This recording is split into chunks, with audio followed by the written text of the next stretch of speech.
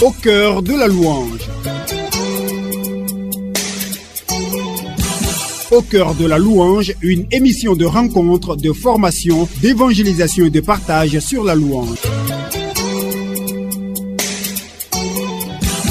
Au cœur de la louange, une émission conçue, produite et réalisée par la famille Les Voix de l'Amour et présentée par Marina Bro. Chers auditeurs et auditrices de Radio Espoir, que la paix et la joie du Seigneur remplissent vos cœurs. Bienvenue sur votre antenne pour ce moment spécial de louange et d'adoration. Où que vous soyez, à la maison, au travail, sur la route, dans vos magasins, eh bien, ouvrez vos cœurs. Laissez-vous porter par les chants et ensemble, rendons gloire à Dieu.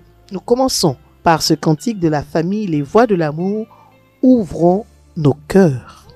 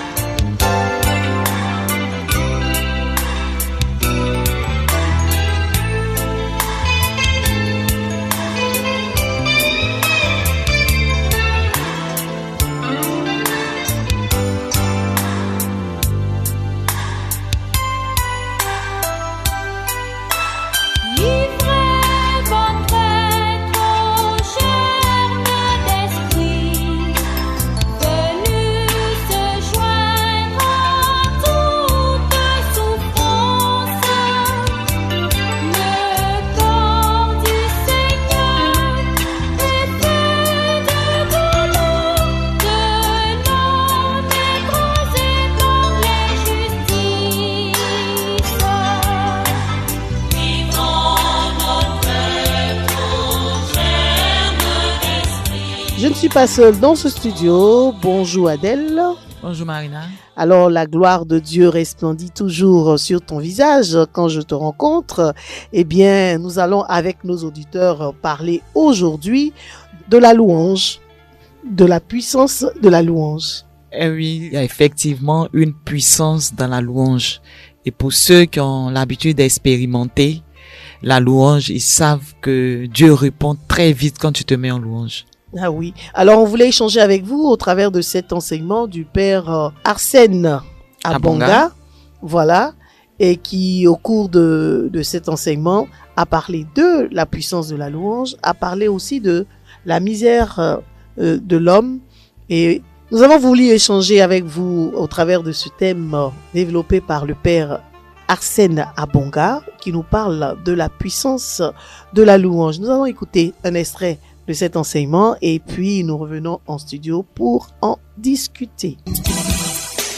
Au cœur de la louange. Voix de l'amour avec X, soit voix de l'amour avec E. Autrement dit, voix de l'amour avec X, soit chemin d'amour. Voilà. Chers frères et sœurs, Saint Augustin disait ceci, bien chanter, c'est prier 2 fois. Bien chanter, c'est prier 2 fois. Il rejoint ainsi le psalmiste qui dit que Dieu siège au milieu de la louange de son peuple. Psaume 22, verset 3. Dieu siège au milieu de la louange de son peuple.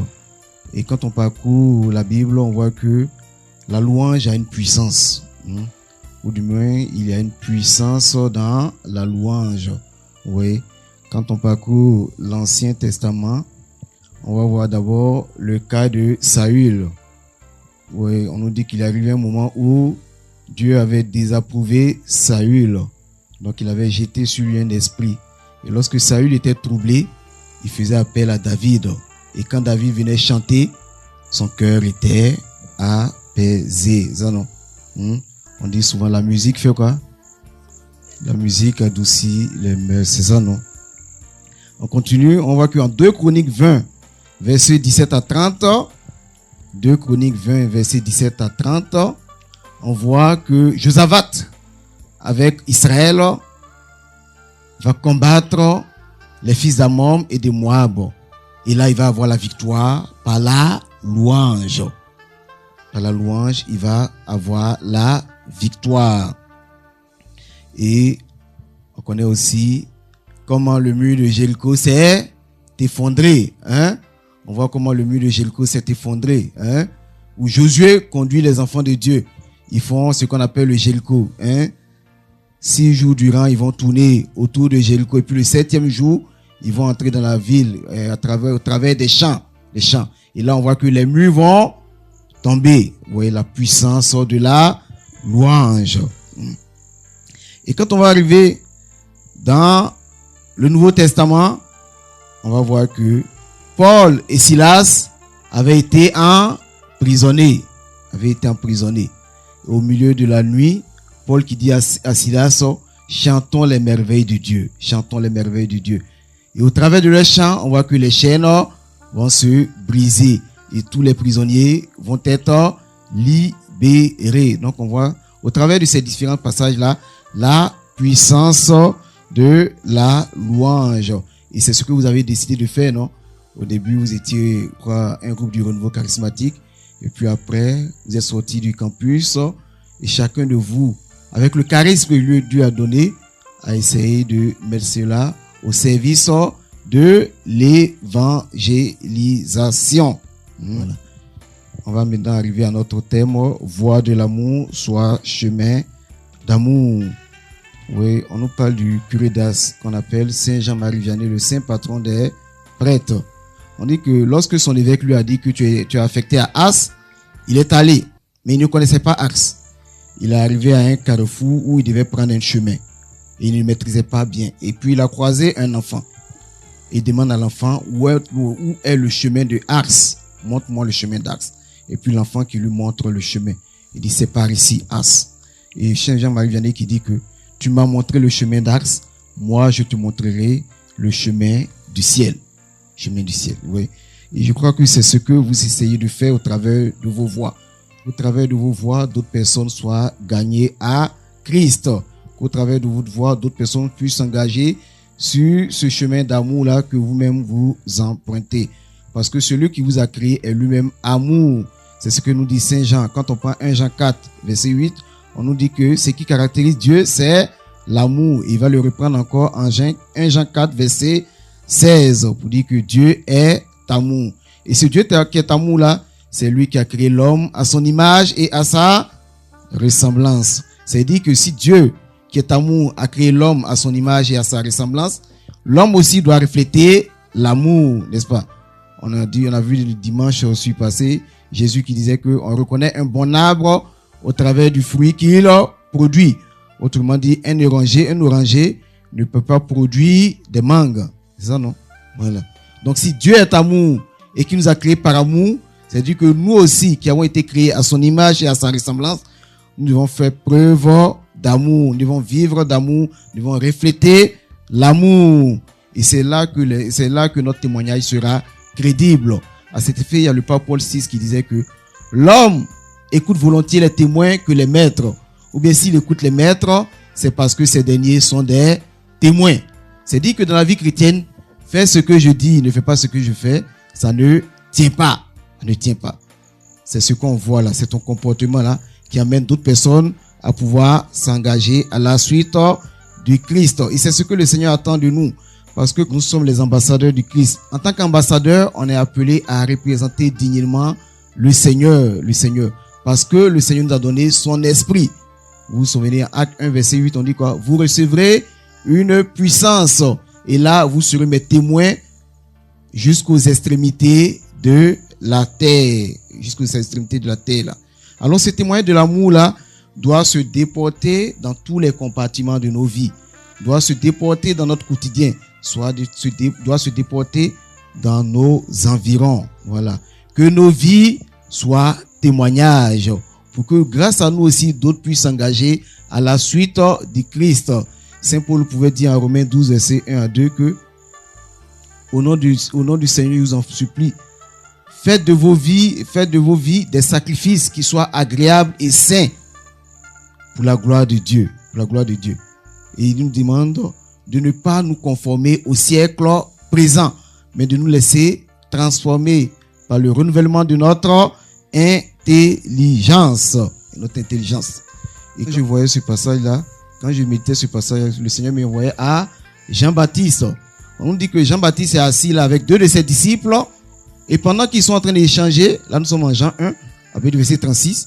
Pendant qu'ils sont en train d'échanger, voici Jésus qui passe. Et Jean-Baptiste va dire, voici l'agneau de Dieu.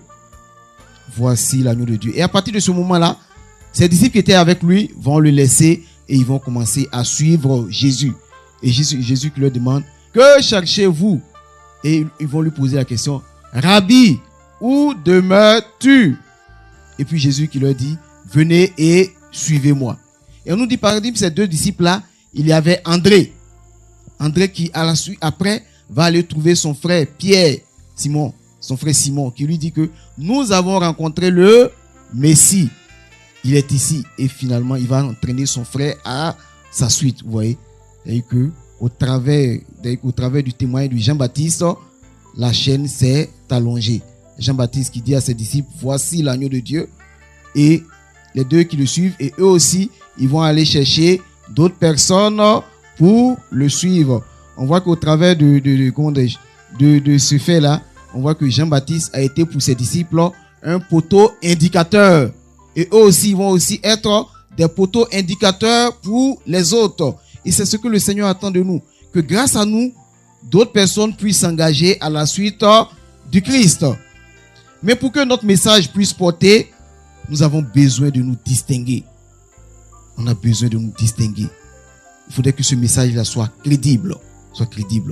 Oui, Jésus disait en Luc 6, verset 32, que si vous ne faites du bien qu'à ceux qui vous font du bien, que faites-vous d'extraordinaire? Les païens n'en font-ils pas autant? C'est-à-dire que l'enfant de Dieu doit se distinguer. Et pour vous, cette distinction-là va se faire au travers de l'amour, que vous aurez les uns pour les autres. Et c'est ce que Jésus disait en Jean 13, 34 à 35. Il dit, c'est au travers de l'amour que vous aurez les uns pour les autres qu'on saura que vous êtes réellement mes disciples. Et Saint Grégoire de Nazianze va dire ceci. Il dit, ne cherchez à vous distinguer des autres que par votre générosité. Soyez des dieux pour les pauvres en imitant la miséricorde de Dieu. Ça, c'est Saint Grégoire de Nazianze qui dit, ne cherchez à vous distinguer des autres que par votre générosité. Soyez des dieux pour les pauvres en imitant la miséricorde de Dieu. C'est-à-dire que tous les jours, l'amour doit nous distinguer. Comme le disait, on a été créé à l'image et à la ressemblance de Dieu. Et ce qui caractérise Dieu, c'est l'amour. C'est-à-dire que nous aussi, on doit refléter l'amour. Et quand on arrive en Matthieu 22, à partir du verset 36 à 40, il y a un docteur de la loi qui pose la question à Jésus. Il lui pose cette question. Maître, quel est le plus grand des commandements? Et Jésus qui lui répond, le plus grand des commandements, c'est tu aimeras le Seigneur ton Dieu de tout ton cœur, de toutes tes pensées et de toutes tes forces. Et le second qui lui est semblable, c'est tu aimeras ton prochain comme toi-même. Au cœur de la louange. La fin de cet enseignement nous mène toujours dans la louange de notre Seigneur Jésus-Christ, parce que la louange transforme, la louange libère, la louange guérit. Mais si tu veux louer le Seigneur, il faut que tu saches qu'il n'a pas beaucoup d'efforts à faire, juste ouvrir son cœur. On va le constater dans ce cantique avec Exo, si tu veux le louer. Est-ce que tu veux le louer?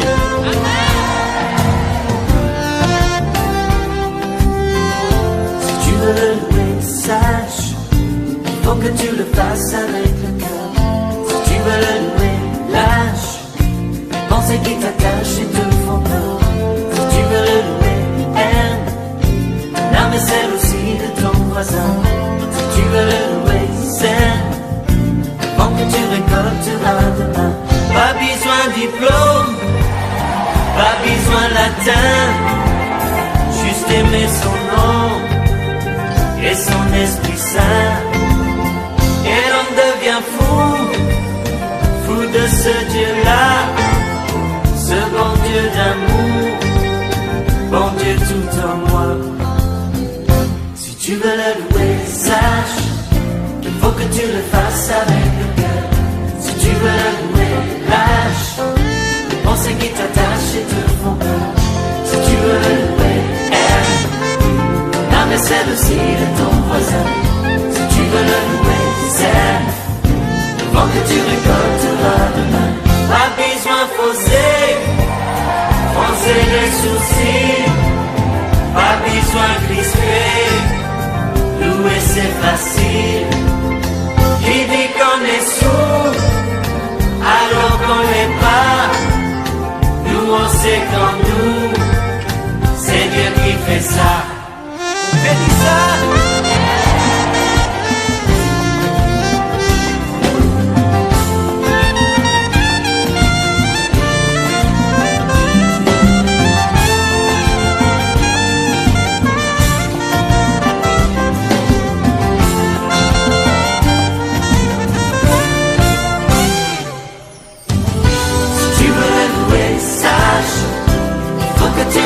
Avec le cœur, si tu veux le louer, lâche les pensées qui t'attachent et te font peur.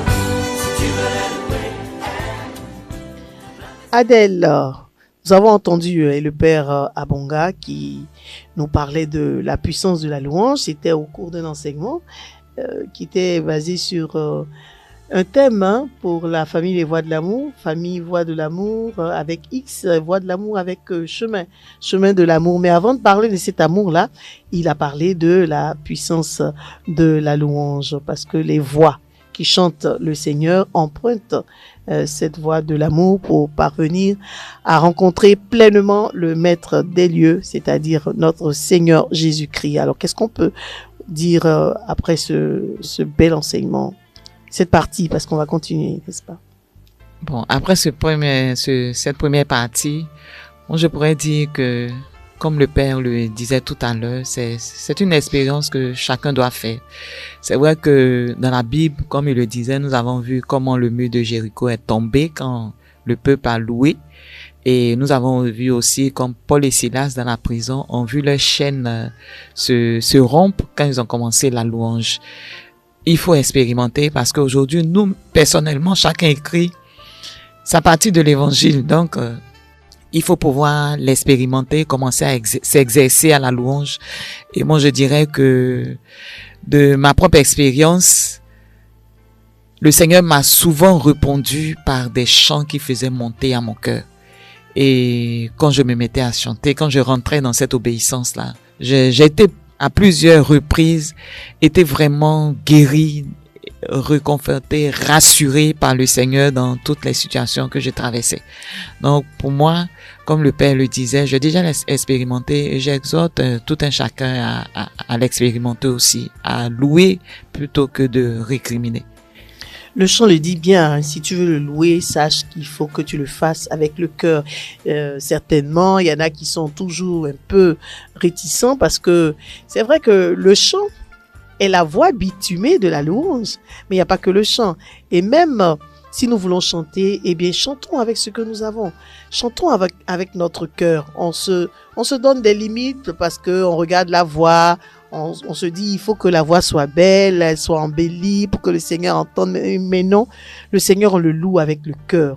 Et lorsque le cœur parle d'amour, mais la voix qui sort, qu'elle soit rocailleuse ou pas, je pense au berger Clémentio, qui aimait nous dire, mais vous aimez bien Jacob Desvarieux, mais il a une voix caverneuse, hein? Mais tout le monde aimait cette voix. Ça veut dire que ce n'est pas le thème vocal qui est déterminant, mais c'est ce qu'on transmet. Alors, louez le Seigneur, quel que soit l'endroit où vous vous trouvez, louez le Seigneur. Faites-le avec le cœur. Et je pense que c'est là que la puissance de cette louange-là va se déployer dans nos vies et nous serons des personnes renouvelées, sans cesse renouvelées. Eh bien, la grâce de la louange, c'est aussi savoir que quand il est l'heure, le Seigneur permet que nous soyons dans une atmosphère de louange et chaque note devient une prière. Chaque parole devient un acte de reconnaissance parce qu'il est l'heure, c'est le temps de Dieu. Nous dit le cantique de la famille, les voix de l'amour, avec lequel nous allons allègrement vers la fin de cette émission.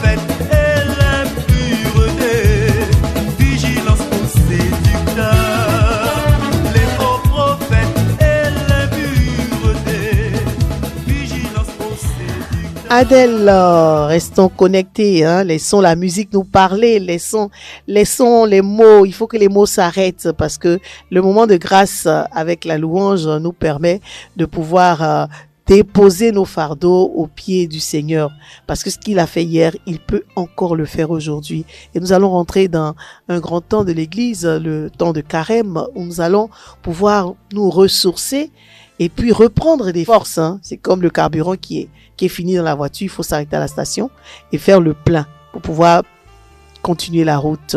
Et donc, laissons ces louanges-là monter en nous pour que Dieu nous refasse de l'intérieur pour aller un peu plus loin.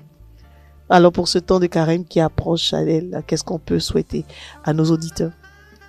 Nous, c'est la louange, et comme on le dit, chanter, c'est prier 2 fois. Ne pensons pas que quand on sera en train de louer, on n'est pas en train de prier. C'est une expression, c'est que faut le faire avec la sincérité du cœur, avec tout ce qu'on a, tout ce qu'on vit de douloureux, de joyeux.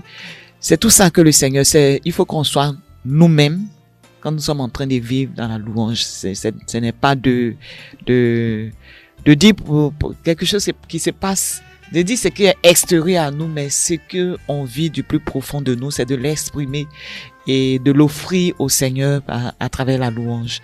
Et on va voir comment le Seigneur va prendre ce qui n'est pas bien et nous donner ce qui est bon. Ce qui est bon. Je rappelle le contact de la famille, le 07 77 86 79 21. Chers auditeurs, chères auditrices, notre moment de louange touche à sa fin, mais que l'écho de ces chants continue de résonner dans vos cœurs, que la paix que vous avez reçue aujourd'hui vous accompagne dans vos maisons, dans vos activités et dans chaque pas de votre chemin. N'oublions jamais que la louange ne s'arrête pas à la musique. Elle se vit aussi dans nos paroles, nos gestes et notre amour pour les autres. Merci d'avoir été des nôtres. Que le Seigneur vous bénisse abondamment et vous garde dans sa grâce. Nous nous retrouvons très bientôt sur cette même antenne. D'ici là, demeurez dans la joie et que Dieu vous bénisse.